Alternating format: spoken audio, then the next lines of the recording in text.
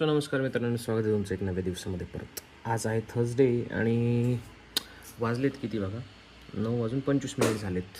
आणि आज काय झालं होतं, गॅप डाऊन झालं होतं सेन्सेक्समध्ये.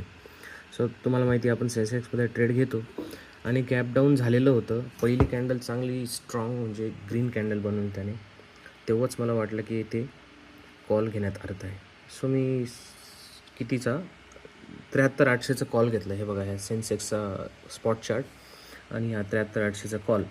मी 73,800चा कॉल घेतला आणि त्यात आपल्याला झालेला आहे 2,593 रुपयाचं समथिंग प्रॉफिट झालेलं आहे आपल्याला.